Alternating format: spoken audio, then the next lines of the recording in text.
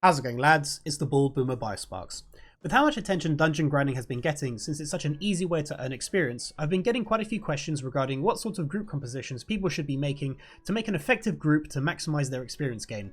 So today I'm going to cover and rate different group types that can accommodate every class so that you have a good idea of what sorts of group compositions can fit you. And as always, make sure to drop a follow on Twitch so you can catch me live and ask any questions you like the answer to there. So the important thing to understand before we start is that you can dungeon grind with any balanced group setup. At the end of the day, you can have the best dungeon grinding composition, but if your tank can't tank or your healer isn't reliable, then you're going to be wiping frequently, which just slows you down immensely because of corpse runs and more trips back to town to repair. So if you have the choice between a min-max dungeon group or a reliable one, I would go with the reliable players every single time. So let's get straight into the group compositions that can power you to level 70, especially since at the moment on the TBC beta it looks like the daily dungeon cap is above 50 instances, which may not be the case at launch, but it's looking very promising to get many levels in your first day. One group that probably won't surprise anyone is the classic spell Cleave. For this group you want a paladin tank, 3 mages and a priest. The speed at which this group can clear trash packs is disgustingly fast. The paladin isn't generally tanking in the traditional sense. They round up packs of mobs like a sheepdog and place them in convenient places, and then the mages just stack frost novas and blizzards to bring them all down. This method of dungeon farming is incredibly quick just because the mages can absolutely decimate large packs of mobs very quickly. Death Tanks has some videos which show the potency of this playstyle on his channel, so if you plan on using this dungeon composition, I definitely recommend you check him out. Now before any of you start saying, but Biosparks, mages have the AoE cap now, trust me, it's not going to stop mages from doing what they do best, because they can still solo the slave pens if they really wanted to. The Holy Priest is very useful in this comp because they are so versatile with direct heals, heal over time, shields, both offensive and defensive dispels, so they really complement this group nicely. However, you can swap in other healers if you wanted to and it would still work fine. Overall, this group composition is easily rated an S tier choice.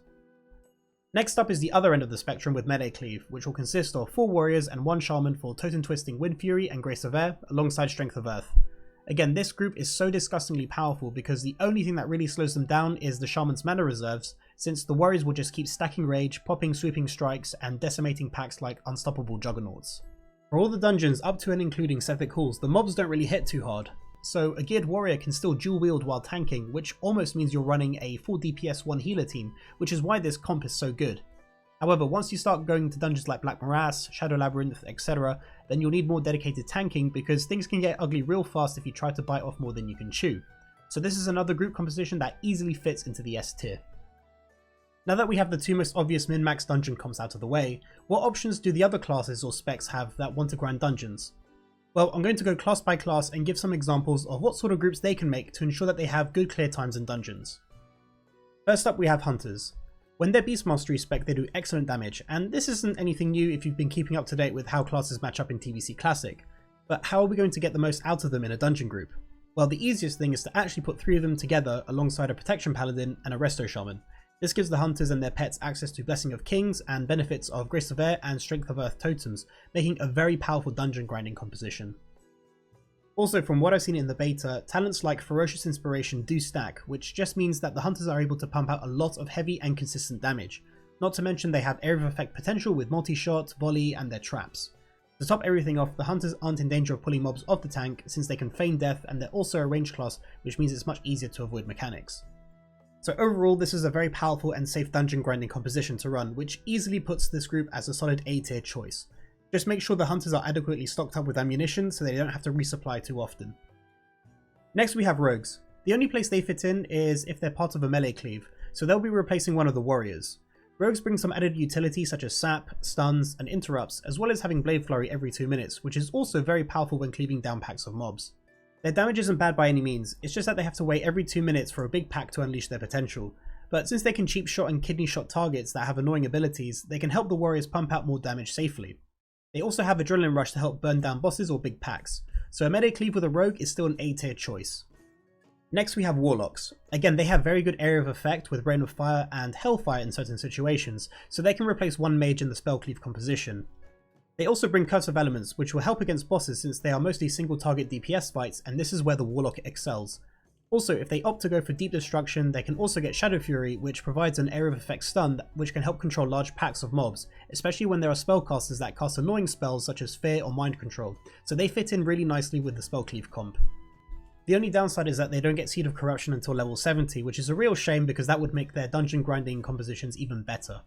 Overall, I'd still rate a Spell Cleave with a Warlock as an S tier choice since they have a high value of contribution to the group. So now we have the classes and specs that have an awkward time finding synergy in a dungeon speed clearing group. Now remember, I'm not saying these classes or specs are bad, it's just that when you want to maximize a group's overall strength for dungeon clear times, they do run into a few problems, so considering an alternate spec would be more beneficial. First up are Retribution Paladins. Now I'm going to say if you're rolling a Paladin and you want to be Retribution, you're better off doing this once you're level 70. You really want your DPS members of the group to be as powerful as possible that can also provide a reliable area of effect, because then they can do what they do best, which is pump big numbers to clear the dungeons faster. Unfortunately, Paladins don't bring much in the form of area of effect outside of Consecration, and although they do bring powerful blessings, it's just not enough to warrant a spot in a melee cleave because you might as well bring a warrior or a rogue in their place.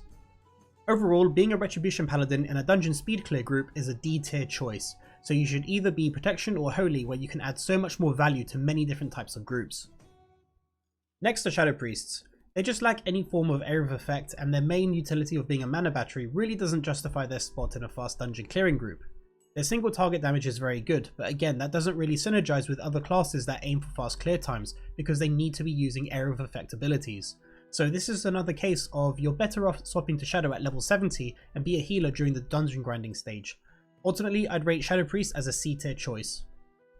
As for Enhancement and Elemental Shamans, now they do bring good damage to the table, but again it's the lack of area of effect to help clear packs quickly that is their downfall, and Chain Lightning and Fire Nova Totem just aren't justifiable abilities to warrant bringing them into a group that wants fast clear times.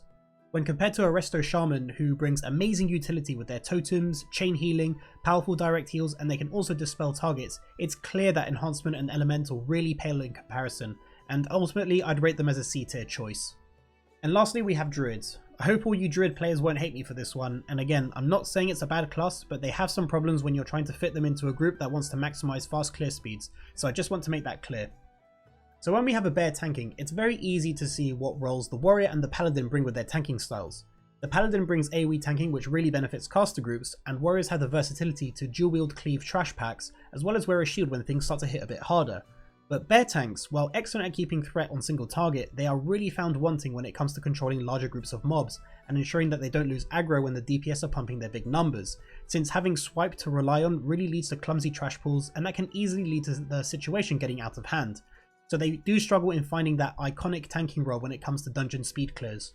Then if we look at their Feral Cat DPS role, they bring crit chance to the group and single target damage, but that's it. A rogue would be superior since they have Blade Flurry on big trash pulls, as well as being able to control key targets, which gives them the advantage over the cat. After that we have Resto Druids. Now they have very good healing, but there is one elephant in the room when it comes to Druids. All they have is a combat res, which is on a long cooldown. Now people will die occasionally in dungeons, it happens. But if that resurrection is on cooldown, then you'll have to wait for the player to corpse run, which just holds everything up and makes the clear times much longer, and this is exactly what you don't want in your runs. So if you're running with a Resto Druid, you have to make sure that there's another class in there that can resurrect, and the Druid has to make sure that the Resurrector in the group never dies, because it just causes so many delays. So ultimately, a Resto Druid brings a lot of risk to the table when it comes to dungeon clears. So lastly we have the Moonkin Druid, and at first glance you think, well, they can bring crit chance to the Spell Cleave group. Except there is another glaring problem where Blizzard is incapable of critting, which is what most of the trash pulls are going to be centered around, although it will be useful on boss fights since they're mostly single target DPS. However, they do have Hurricane, which is a decent spell to have alongside Blizzard, so it's not like Moonkin Druids don't contribute anything at all. So honestly, I think out of all your options as a Druid looking for a fast dungeon clearing group, you can run a Spell Cleave that consists of a Mage, Warlock and Moonkin Druid, so at least they have a mix of control, AoE and good single target DPS to make them more well rounded, which should make a solid B tier group composition. Here are some cheat sheets for the different types of dungeon clear groups and how they're rated. So looking at the types of dungeon speed clearing compositions, you have some which are clearly S tier that will be used by the min-maxers to push for level 70 quickly, and then there are more makeshift groups that may not be as fast as the min-max groups, but they will still have good clear times, so there's not much to complain about. Again, if I mention that your class or spec doesn't really fit into a fast dungeon clearing group, it's not because I think they're bad, it's just because they have trouble trying to maximize their potential with other classes to create an efficient dungeon clearing group.